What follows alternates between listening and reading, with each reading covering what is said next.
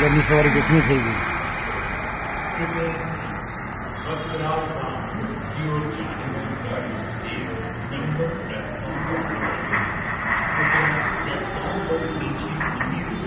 पूरा ही गया हुआ है ஃப்ளைட்டு எல்லாம் கிளம்புற வரைக்கும் எல்லாமே நார்மலாக இருந்திருக்கு. நம்ம டிவியில் இந்த மெயின் ஸ்ட்ரீம் டிவிலாம் நம்ம பார்க்கறதுல ஏர்கிராஃப்ட் ஏர்போன் ஆகி அது அப்படியே அப்படியே கீழே அப்படியே சிங்க் ஆகுது. இது வரைக்கும் இந்த அஃபிஷியல் இன்ஃபர்மேஷன் என்னன்னா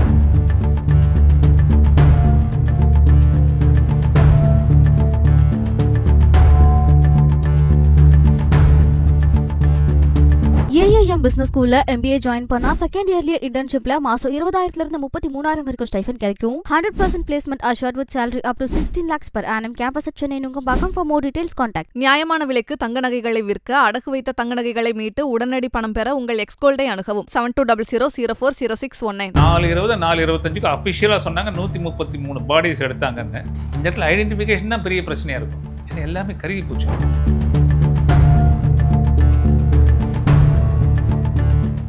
30 பேர் ஹாஸ்பிட்டலில் அட்மிட் பண்ணிக்காங்கிறது பேசஞ்சர்ஸா இல்லைன்னா நான் வந்து விழுந்த இடத்துல இருந்த டாக்டர்ஸ். நீங்கள் பார்த்தீங்கன்னா சில கார்லாம் கூட எரிஞ்சிருக்கு. அதில் சில பேர்லாம் நம்ம இந்த அந்த அகமதாபாத்தில் இருக்கிறவங்க normally they have paan after that lunch. So அதனால் அந்த சமயத்தில் அந்த இடத்துல தான் விழுந்திருக்கு.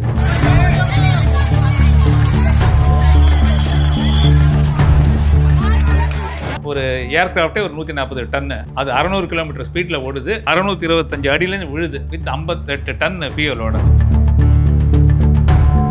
ஓகே சார், இப்போ விபத்தில் உயிரிழந்தவங்களுக்குலாம் வந்து பார்த்தீங்கன்னா இன்சூரன்ஸ் பணம் வருமா சார்? எவ்வளோ சார் வரும்? இந்த கிராஷ்லையுமே வந்து பார்த்தீங்கன்னா ஒரு குஜராத் முன்னாள் முதலமைச்சர் வந்து இருக்கார். வணக்கம் சார். வணக்கம். இன்றைக்கி மதியானம் சரியாக ஒரு மணி அளவில் வந்து பார்த்தீங்கன்னா ஏர் இந்தியா A171 ஃப்ளைட் வந்து பார்த்தீங்கன்னா டேக் ஆஃப் ஆகிருக்கு. டேக் ஆஃப் ஆகி ஒரு சிறிது நேரத்தில் வந்து பார்த்தீங்கன்னா தரையில் மோதி பெரிய பிளாஸ்ட், ஒரு கோர விபத்து ஏற்பட்டிருக்கு. இது மூல காரணம், இதோட பின்னணி என்ன சார் இருக்கும்? இல்லை, இதில் வந்து மத்தியானம் 1:38க்கு அகமதாபாத் ஏர்போர்ட்லேருந்து லண்டனுக்கு அந்த ஏர்கிராஃப்ட் பறந்துருக்கு. ஓகே. அந்த ஏர்கிராஃப்ட் வந்து 10, அதாவது 2 பைலட்டு, 10 விமான பணியாளர் கேபின் குரூ வந்திருக்காங்க, 242 பேசஞ்சர் வந்திருக்காங்க. இந்த ஃப்ளைட்டு எல்லாம் கிளம்புற வரைக்கும் எல்லாமே நார்மலாக இருந்திருக்கு. நம்ம டிவியில் இந்த மெயின் ஸ்ட்ரீம் டிவிலாம் நம்ம பார்க்குறதுல ஏர்கிராஃப்ட் ஏர்போன் ஆகி அது அப்படியே கீழே அப்படியே சிங்க் ஆகுது. அப்படியே நம்ம காத்தாடி இறங்குற மாதிரி இறங்குறது.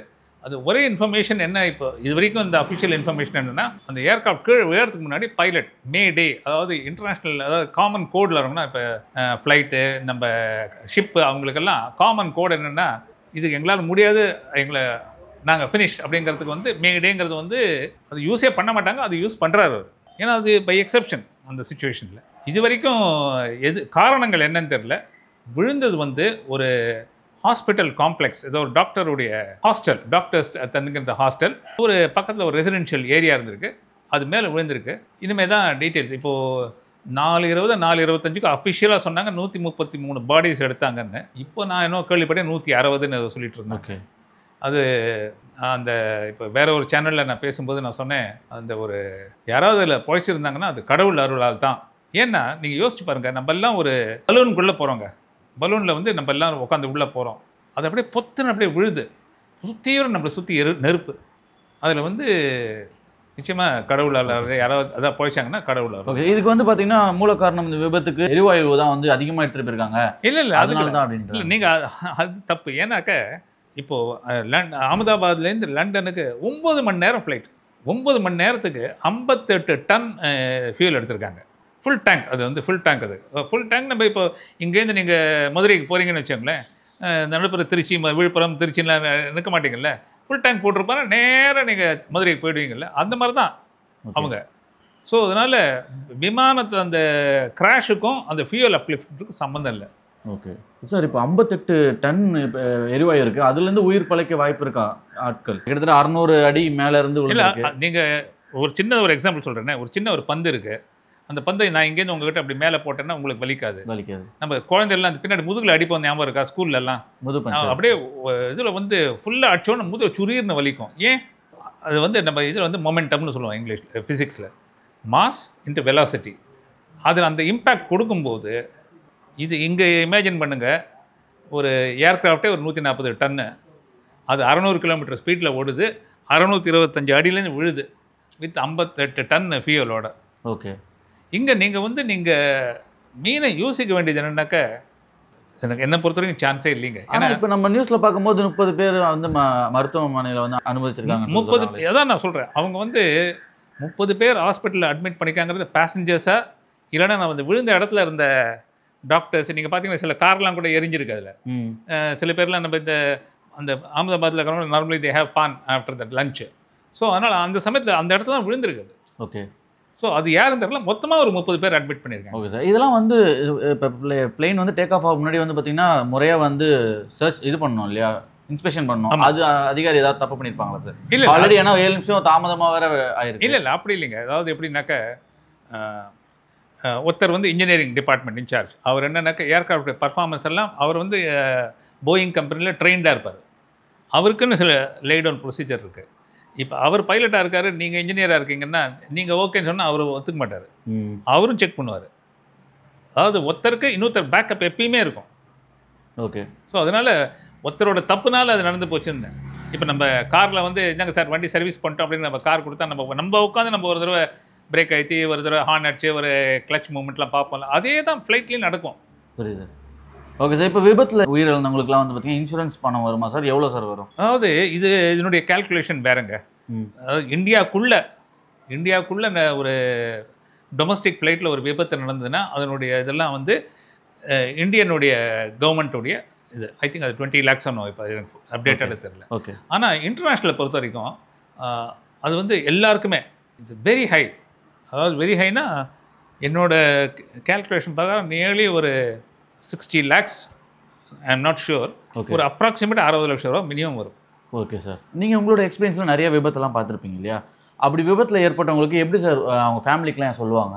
அதாவது அது ஒரு என்ன சொல்கிறது, ஒரு எம்பாரசிங் சுச்சுவேஷன். இந்த கேஸில் நீங்கள் பார்த்தீங்கன்னா இந்த லண்டனுக்கு போகும்போது நம்ம வீட்டில் லண்டன் ஒரு 5-6 பேராக போயிருப்போம். அங்கே பார்ப்போம் ஒரு காஃபி சாப்பிடலான்னு சொல்லிட்டு அந்த நிற்பாங்க. அந்த இடத்துல பிளைன் கிராஷ் ஆகிடுச்சு. எப்படி இருந்திருக்கும் பாருங்கள். 10 நிமிஷம் முன்னாடி ஒரு 1/2 மணி நேரம் முன்னாடி அந்த ஆள் நம்மளோட பேசிட்டு இருக்காங்க. அது மட்டும் இந்த ஃபாரினர்ஸ் இருக்காங்க இல்லையா, இந்த கவர்மெண்ட்டோடைய இது பிரகாரம் இந்தியன்ஸை தவிர பிரிட்டிஷ், போர்ச்சுகீஸ், கனடா இவங்க 3 பேர் இருக்காங்க. இந்தியன் எம்பசி மூலமாக அவங்கள ஏன்னா அவங்க பாஸ்போர்ட் டீட்டெயில்ஸும் நம்மக்கிட்ட டெஃபினட்டாக உடனே கிடச்சிரும். நம்ம அந்த இமிக்ரேஷனில் போட்டிருக்காங்க இல்லையா, அந்த டீட்டெயில்ஸ் வச்சு எடுத்து அவங்க உடனே அந்த இந்தியன் எம்பசியை கூப்பிட்டு பிரிட்டிஷ் எம்பசி வந்து அவங்களோட நாட்டில் கூப்பிட்டு இந்த சோன்ஸ் ஆள் அப்படின்னு அவங்க அங்கேருந்து வந்து அவங்க வந்து ஐடென்டிஃபை பண்ணணும். இந்த இடத்துல ஐடென்டிஃபிகேஷன் தான் பெரிய பிரச்சனையாக இருக்கும். ஏன்னா எல்லாமே கருகி போச்சு. நீங்கள் சரித்திரத்தில் சொல்லணும்னா 10th October 1976 பாம்பேயில் ஒரு கேரவல் கிராஷ் ஆச்சு. இந்த ராணி சந்திரான்னு ஒரு ஆக்ட்ரஸ்லாம் இருந்தாங்க இல்லையா, அதில் தமிழ்நாடு காங்கிரஸில் இருந்த பொன்னப்ப நாடாருங்கிற அவருடைய பாடியே கிடைக்கல. காமன் கிரிமேஷன் ஒன்று பண்ணுவாங்க. அதில் தான் அந்த ஃபேமிலி பார்ட்டிசிபேட் பண்ணி அதுலேருந்து அடுத்து. ஓகே. இந்த கிராஷ்லையுமே வந்து பார்த்திங்கன்னா ஒரு குஜராத் முன்னாள் முதலமைச்சர் வந்து இருக்கார் சொல்கிறாங்க. அது ஃபேக்குன்னு சொல்கிறாங்க. எப்படி சார் அது? இல்லை அது நீங்கள் வந்து யாரும் தப்பாக சொல்ல முடியாது. ஏன்னா இப்போ பேசஞ்சர் லிஸ்ட் நீங்கள் உங்கள் ஆஃபீஸ்க்கு போய்ட்டு நீங்கள் அந்த ஏர் இண்டியா சைட்டில் பார்த்தீங்கன்னா லிஸ்ட் ஆஃப் பேசஞ்சர்ஸ்னு அதில் போட்டிருப்பாங்க. அதில் ஓகே உடனே லோட் பண்ணுவாங்க அதை.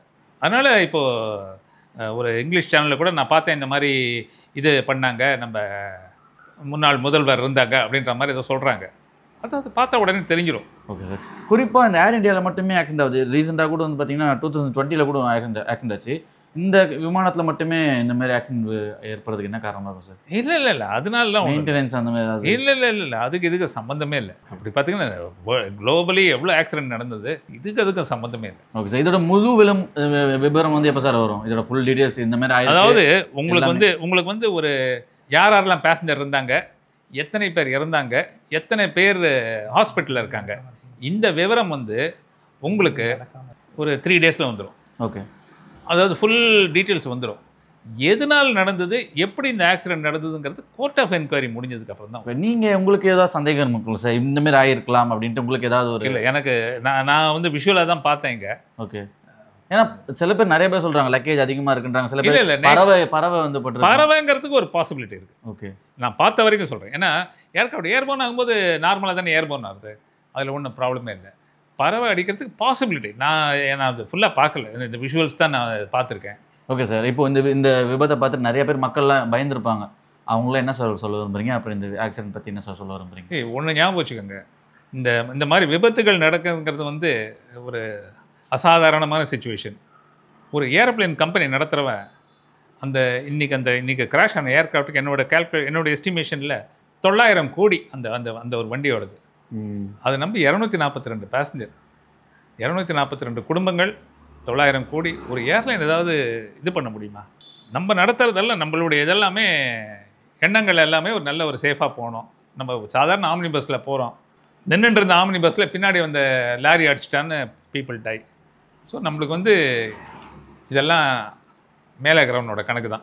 ஓகே சார், இவ்வளோ கேட்ட கேள்விக்கும் ரொம்ப அழகாக ஆழமாக பதில் சொன்னீங்க. நேரத்துக்கு ரொம்ப நன்றி சார். ரொம்ப நன்றி. ஏஐஎம் பிசினஸ் ஸ்கூல்ல MBA ஜாயின் பண்ணா செகண்ட் இயர்லயே இன்டர்ன்ஷிப்ல மாசம் 20,000 33,000 வரைக்கும் ஸ்டைஃபன் கிடைக்கும். 100% placement assured with salary up to 16 lakhs per annum. Campus at Chennai Nungambakkam. For more details contact. நியாயமான விலைக்கு தங்க நகைகளை விற்க, அடகு வைத்த தங்க நகைகளை மீட்டு உடனடி பணம் பெற உங்கள் எக்ஸ்கோல்டை அணுகவும். 7200040619.